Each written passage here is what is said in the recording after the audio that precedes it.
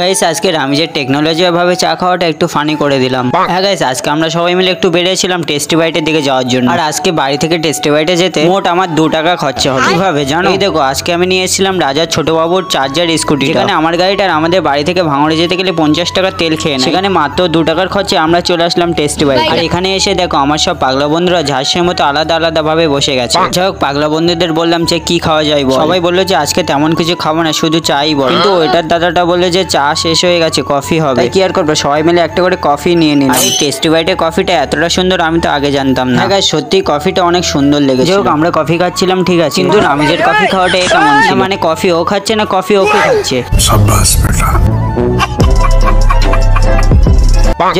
দেখো টেস্টি বাইটে এক সাইডে গেট লাগিয়ে দিয়েছে, মানে আর কি অনেক রাত হয়ে গেছে, আমাদেরও এখন বাড়ির দিকে যেতে হবে। যাই হোক, আমরা বাড়ি যাবো ঠিক আছে, কিন্তু রামিজ এটা কি করছে? যাই হোক, আজকে নয় আমার বন্ধুর কথা একটা সাবস্ক্রাইব করে দাও।